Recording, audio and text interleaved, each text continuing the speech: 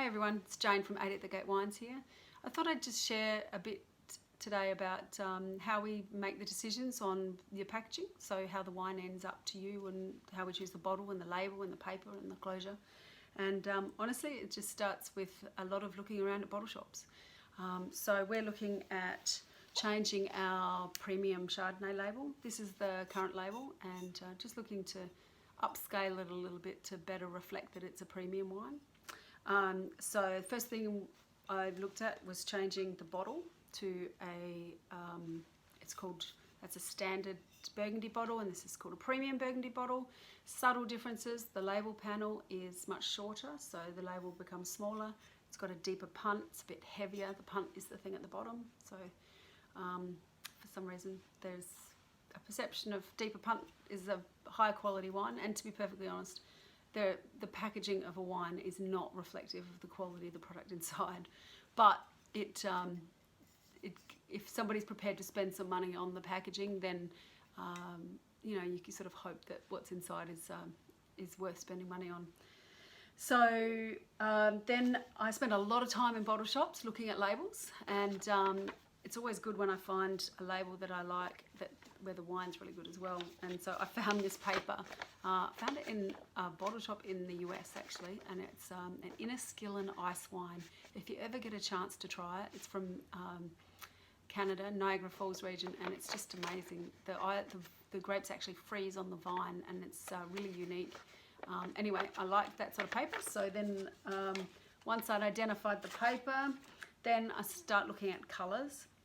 Well, actually it all happens kind of at the same time, and we change our mind 100 times. But colours, you got like literally thousands to choose from.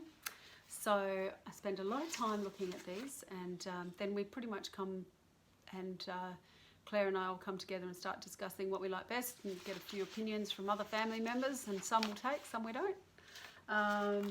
And so once I sort of look at colour, then I'll mock up a few labels and see how they look on the bottle. Like this was an idea for a red, but then I also had, you know, different colours, and so it gives you a bit of an idea as to what you might be drawn to more than something else. So once we've chosen paper, you then got to choose whether you want to have the paper have a texture on it. Now you won't be able to see that, but these are all different textures that are available, and there's, believe me, plenty. So you can do a standard texture, you can even do custom textures, and it all just adds to how you relate to the product, I guess. And foils, dozens of different foils to choose from. So on our new label, the swish. So one of the things we didn't want to change too much was the look of our label, because the swish is how people identify it's us, and you don't want to mess with that too much. So I'm going to go with probably a silver foil on that for the premium Chardonnay, which is something like that, but you've got to choose whether it's matte or shiny. Anyway, so still got to make those decisions.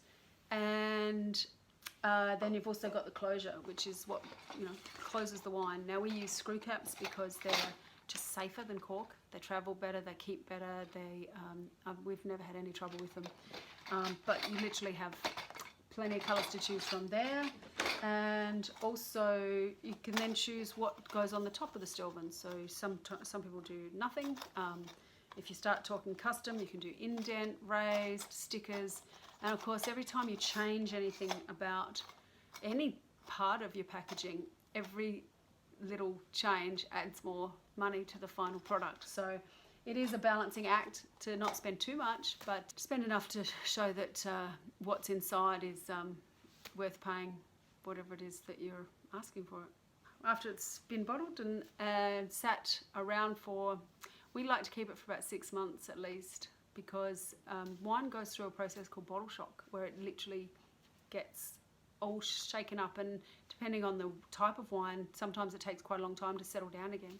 So we sort of learnt the hard way not to release it too soon, because you want to get through that bottle shock stage. But this is the Chardonnay that we've just bottled, and when that's released,